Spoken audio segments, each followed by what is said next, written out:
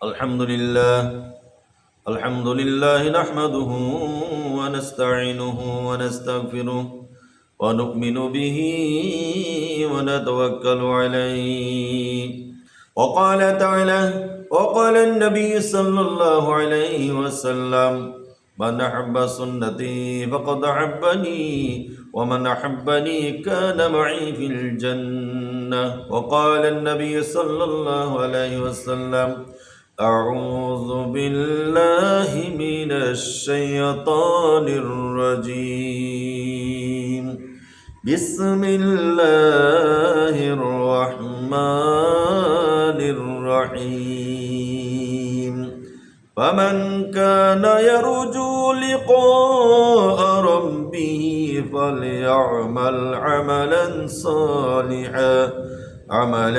صالحا ولا يشرك بعبادة ربه أحدا. صدق الله العظيم. মুআজ্জাজ মুহতারাম ওয়াজবুল ইহতারাম,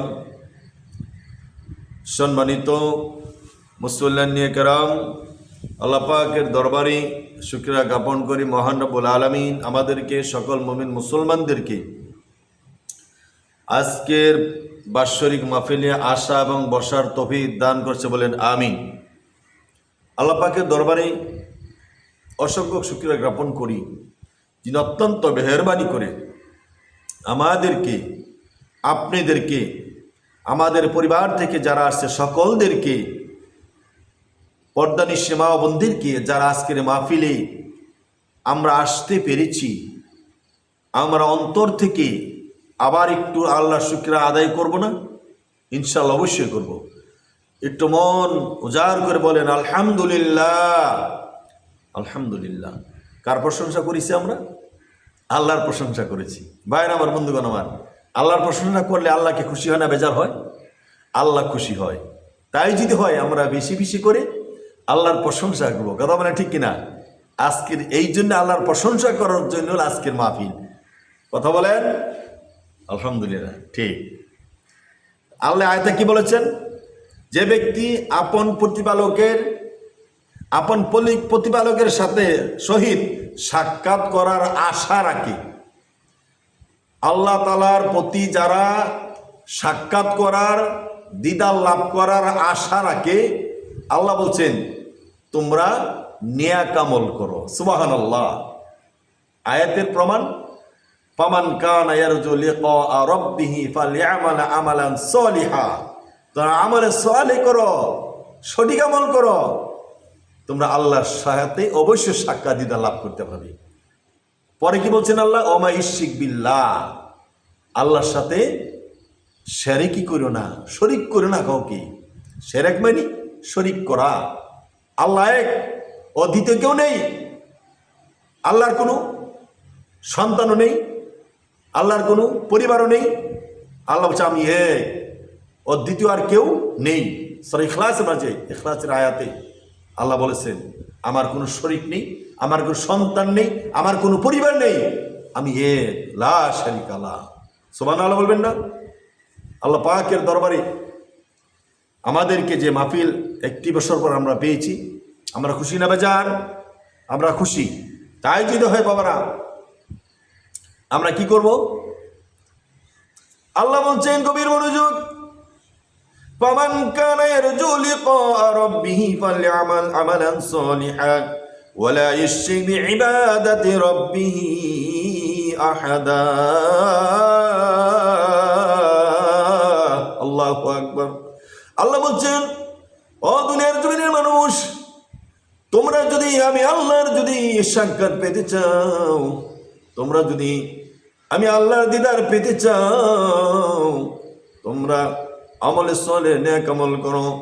তোমরা যদি নেক আমল করো, আমি আল্লাহ ওয়াদা দিয়েছি, আমি আল্লাহ এইখানে বলে দিয়েছি, স্পষ্ট করে আল্লাহ বলে দিয়েছে, ও দুনিয়ার জমিনের মানুষ, আমরা যদি আল্লাহর সাক্ষাৎ পেতে চাই, আল্লাহ বলেছেন তোমরা নেক আমল করো, বিশুদ্ধ আমল তোমরা অর্জন করো। সুবহানাল্লাহ। গভীর মনোযোগ আমার বন্ধুরা আমার, আজ আছি কাল নেই, আজকে আছে কাল নাও থাকতে পারে, কথা বলেন ঠিক কিনা? কোথায় যাব? চলে যাব অন্ধকার কবরে, কিন্তু সঠিক আমল করার দরকার আছে কি নাই? যদি সঠিক আমল করার দরকার যদি থাকে বাবারা ভাইয়েরা আমার, আজকে থেকে আমরা সোজা হয়ে যাই, সোজা পথে চলার জন্য কে কে রাজি আছে হাত উঠান। আল্লাহ বলছেন কুরআনুল কারীমের সূরা ফাতিহার মাঝে, আউযু বিল্লাহি মিনাশ শাইতানির রাজীম। সকলে বলুন বিসমিল্লাহির রহমানির রহিম। আল্লাহু আকবার। আল্লাহ বলছেন ইহদিনাস সিরাতাল মুস্তাকিম। ও দুনিয়ার জমিনে মানুষ, তুমি সোজা পথে চলো। আল্লাহ রাসূলকে বলে দিয়েছেন, আল্লাহ রাসূল একদিন সাহাবীদেরকে নিয়ে বসে আছেন একটা বৃক্ষ থেকে। আল্লাহ রাসূল বললেন, ও সাহাবী, ওই বৃক্ষ থেকে শুকনো ডাল নিয়ে আসো। আনার পর এইভাবে জমিনে রেখা দিলেন, সোজা একটি রেখা দিলেন, ডানে দিলেন, বামে দিলেন। বলতে সাহাবীরা, তোমরা জানো আমি এই কেন মাটিতে রেখা দিয়েছি? সাহাবীরা বলতেছেন, ইয়া রাসূলুল্লাহ, আল্লাহর নবী তো সবকিছু জানেন, আমরা তো বুঝতে পারতেছি না।